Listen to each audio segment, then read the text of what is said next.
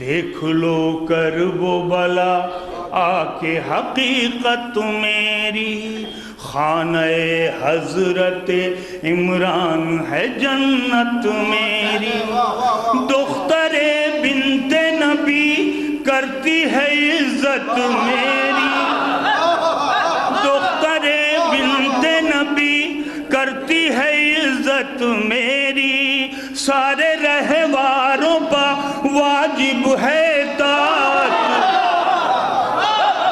سارے رہواروں پر واجب ہے اطاعت میری، خدمتی اس کا ہوں جو علم کا دروازہ ہے، خدمتی اس کا ہوں جو علم کا دروازہ ہے، مجھ کو جبریل کی رفتار کا انداز،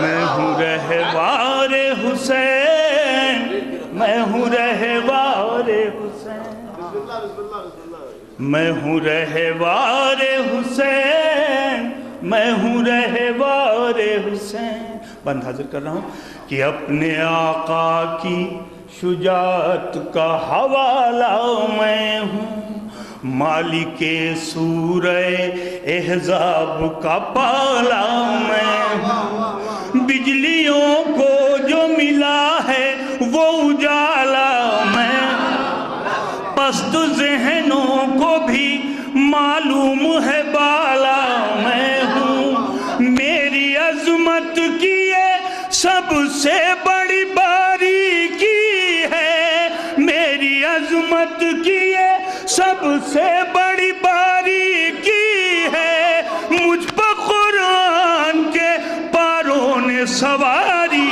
کی،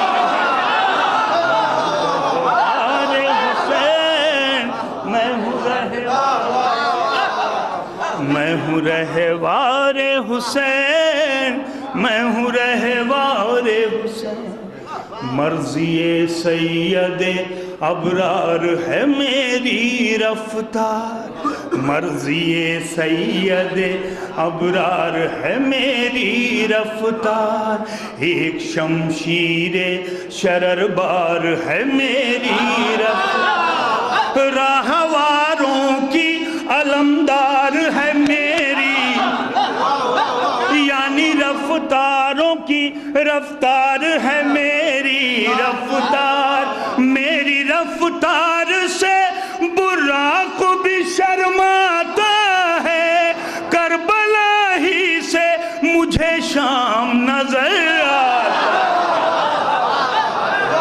رہوار حسین، میں ہوں رہوار حسین، آؤ میں خود ہی بیاں کرتا ہوں اپنی عظمت، برسوں بیٹھا ہے میری پشت پہ میر جنت، چومنے کو جو میرے کہتے ہیں بدعت بدعت، ایسے افراد پہ اللہ و نبی کی لعنت،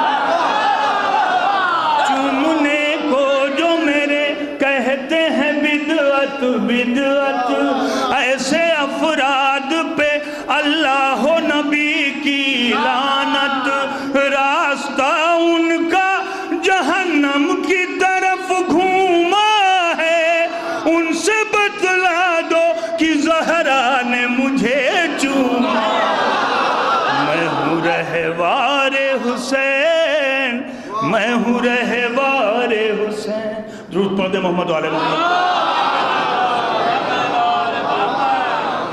سارے بند چھوڑتے ہوئے مقطع کا بند حاضر کر رہا ہوں، اور اس کے بعد علی جناب شہزادہ گلزار صاحب مشاہد پیش کریں مقطع کا بند۔ میں ہوں رہوار حسین، میں ہوں رہوار حسین، شکل و صورت سے تو انبولتا حیوان ہوں میں، شکل و صورت سے تو انبولتا حیوان ہوں میں، پھر بھی مظلومی شبیر کا اعلان ہوں میں، در شہزادی کونین کا دربان ہوں میں، در شہزادی شہزادی کونین کا دربان ہوں میں، اپنے آقا کے لیے تخت سلیمان ہوں میں، اپنے آقا کے لیے تخت سلیمان ہوں میں ہوں نایاب زمانے میں میرا میل نہیں، بار مامت کا اٹھا لینا کوئی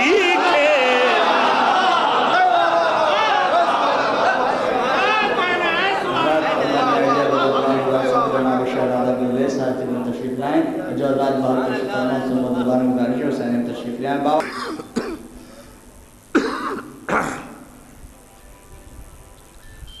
فاتحہ.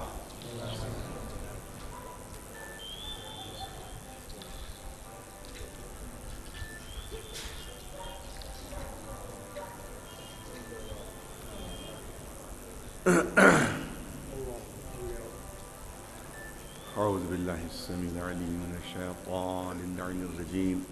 بسم اللہ الرحمن الرحیم. الحمد للہ رب العالمین والصلاة والسلام علی سید الانبیاء والمرسلین سیدنا و نبینا و شفیع المذنبین ابی القاسم محمد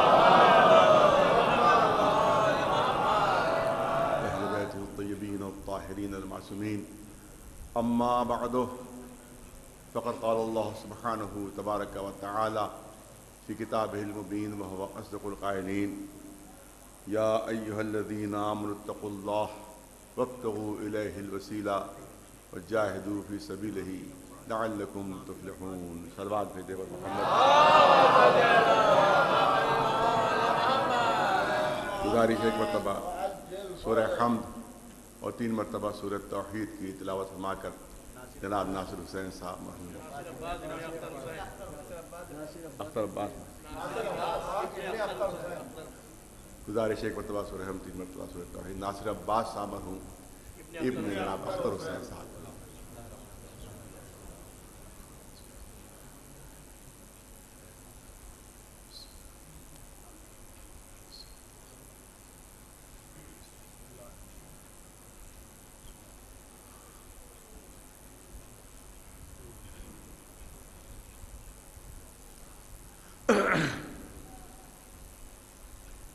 بڑی کشمکش کی منزل ہے میرے لیے کہ احتجاجی جلوس کا اعلان ہے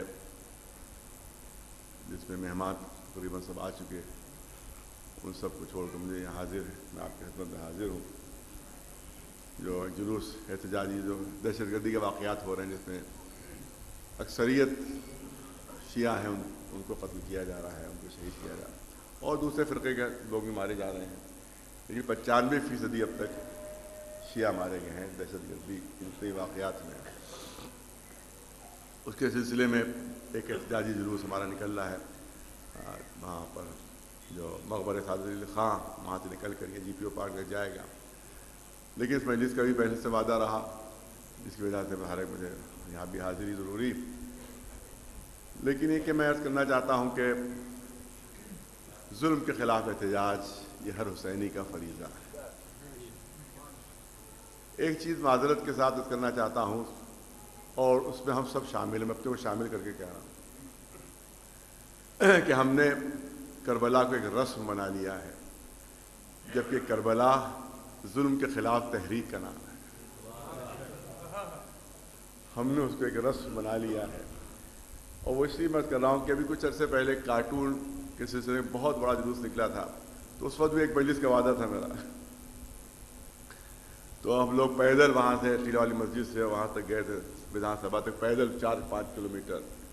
اس کے بعد میں مجلس میں پہنچا وہاں، لیکن وہ جو میزبان تھے وہ ناراض تھے کہ آپ بہت تاخیر کر دیا آپ نے میری مجلس خراب کر دی. میں نے اس کی خدمت میں عرض کیا کہ یہ جو کارٹون تھا وہ میرے ابا کا نہیں نکلا تھا،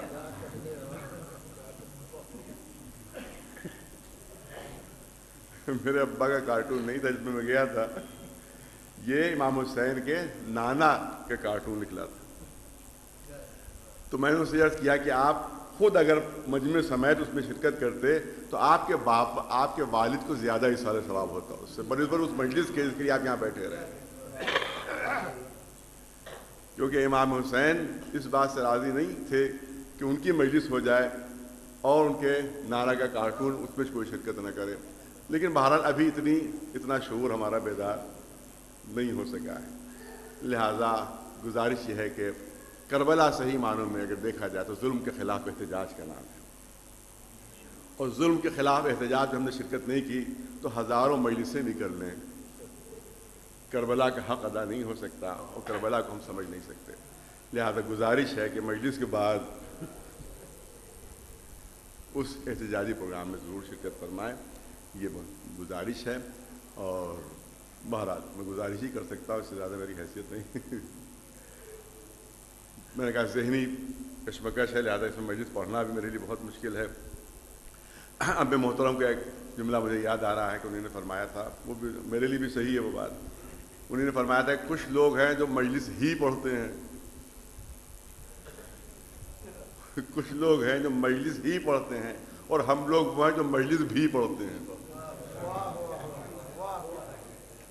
تو ہمارے لیے زیادہ مشکل ہے کہ جو مجلس بھی پڑھتے ہیں, جو صرف مجلس ہی پڑھتے ہیں ان کے لیے کوئی زیادہ مشکل نہیں, کیونکہ جو مجلس ہی پڑھتے ہیں نہ انہیں کسی احتجاج سے مطلب ہے, نہ اس کو کسی تحریک سے مطلب ہے, نہ ان کو کسی ظلم و ستم سے کوئی لینا دینا ہے, کیونکہ وہ مجلس ہی پڑھتے ہیں.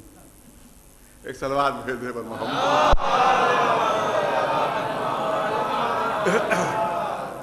بہرحال کیونکہ ایک مرد مومن کے سارے ثواب کی مجلس بہت عرصے سے میری واقف تھی, یہاں سے نہیں تھی, علی گڑھ سے واقفیت تھی. کسی بہت کم لوگوں کو شاید علم ہوگا اس بات کا کہ ان مرحوم سے علی گڑھ سے واقفیت تھی. زبان طالب علمی میں وہاں بھی ان سے ملاقات میری رہتی تھی. علی گڑھ میں اور مولانا علی محمد صاحب قبلہ جب وہاں پر تھے تو ان سے برابر, یہ بھی وہاں طالب علم تھے, وہاں بھی برابر ملاقات رہتی تھی. اس کے بعد بھی مسلسل تعلقات کا سلسلہ رہا. تو اس کا مطلب ہے کہ بہت قریبی تعلقات رہے نا. لہٰذا میری حاضری اس لحاظ سے بھی یہاں بے انتہا ضروری تھی. چند جملے عرض کرنا ہے آپ حضرات کے سامنے کیونکہ بہت کم وقت ہے. آپ دیکھیں اعلان ہو رہا ہے کہ یا ایھا الذین آمنوا اتقوا اللہ, اے صاحبان ایمان, اے مومنو تقوی اختیار کرو, متقی بنو. قدرت کی طرف سے اعلان ہو رہا ہے. دیکھیے کئی درجات ہیں, میں نے کہا وقت کم ہے صرف خلاصہ کرنا ہے. کئی درجات ہیں. پہلا درجہ اسلام کا, زبان سے ہم نے لا الہ الا اللہ کہہ دیا, محمد رسول اللہ کہہ دیا, اور ہم نے ان تمام باتوں کو اقرار کر لیا جو ضروریات دین ہیں. تو یہ ہے اسلام, مسلمان ہو گئے. اب جو احکام اسلامیہ ہیں وہ مرتب ہو, یہ ہے اسلام. لیکن جو ہم نے زبان سے کہا وہ دل میں راسخ ہو گیا, دل کے اندر وہ اتر گیا, زبان تک نہیں ہے بلکہ دل کے اندر اتر گیا, تو یہ ہے ایمان. یہ ہے ایمان. توجہ رہے, زبان سے کہا اسلام, زبان سے کہا اسلام, جو کہا وہ دل کے اندر راسخ ہو گیا, دل کے اندر اتر گیا, یہ ہے ایمان. اس کے بعد کا کیا درجہ ہے؟ اس کے بعد کا درجہ ہے تقوی. تقوی کون سا درجہ ہے؟ یعنی جس چیز پر ایمان ہو اس پر عمل بھی ہو, جس چیز کے اوپر عقیدہ ہے اس کے اوپر عمل بھی ہو, یہ ہے تقوی. تو پہلا درجہ اسلام کا, صرف زبان سے کہنے سے نجات نہیں ملے گی. دوسرا درجہ حاصل کرنا ہوگا وہ ایمان کا, لیکن صرف مومن بن جانے سے نجات نہیں ملے گی. پوری توجہ رہے, صرف مومن بن جانے سے نجات نہیں ملے گی. تیسرا درجہ تقوی کا, یعنی جس چیز پر ایمان ہے اس کو آپ عمل میں بھی لائیں. پریکٹیکل بھی ہونا چاہیے, لیکن اب بھی نہیں سمجھ لینا چاہیے کہ اب ہمیں نجات مل جائے گی, ہم جنت پہنچ جائیں گے, کیونکہ اس کے بعد ایک شرط اور لگا دی گئی ہے, اور وہ شرط ہے کہ وابتغوا الیہ الوسیلہ. اگر تمہیں نجات حاصل کرنا ہے تو جن کو ہم نے وسیلہ بنایا ان کے دامن سے بھی وابستہ ہونا پڑے گا. صلوات بھیجے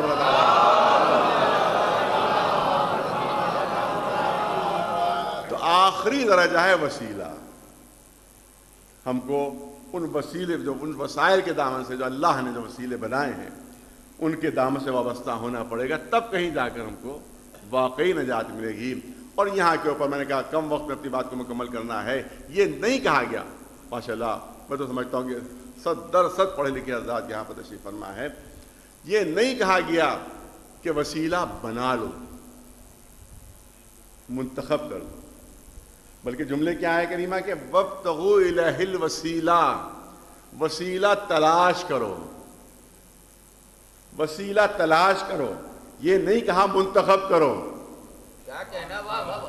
یہ نہیں کہا بنا لو، بلکہ تلاش کرو، توجہ رہے، تلاش کرو۔ تو آپ تلاش کا لفظ خود اس بات کی دلیل ہے، ہمیشہ تلاش وہ چیز کی جاتی ہے جو پہلے سے موجود ہوتی ہے، ہمیشہ وہ شے تلاش کی جاتی ہے جو پہلے سے موجود ہوتی ہے۔ تو تلاش کی لفظ خود اس بات کی دلیل ہے کہ وسیلے موجود ہیں، قدرت کی طرف سے منتخب شدہ وسیلے موجود ہیں، ہمیں ان کی معرفت حاصل کر کے ان کے دامن سے وابستہ ہو جانا ہے۔ صلوات بھیجے بنا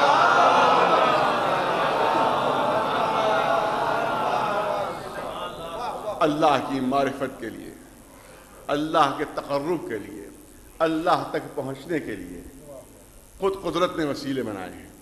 کیوں ہمیں انتخاب کا حق نہیں دیا گیا؟ پوری توجہ، کیوں ہمیں منتخب کرنے کا حق نہیں دیا گیا؟ کیونکہ ہمیں معرفت اللہ کی حاصل کرنا ہے، ہمیں معرفت خالق کی حاصل کرنا ہے، ہمیں معرفت اس کی حاصل کرنا ہے جو غنی بالذات ہے، ہمیں معرفت اس کی حاصل کرنا ہے جو حی ہے، جو قیوم ہے، جو قادر مطلق ہے۔ پوری توجہ رہے، ہمیں اس کی معرفت حاصل کرنا ہے۔ تو اب وسیلہ وہی ہو سکتا ہے کہ جو اس کے صفات کا مظہر ہو۔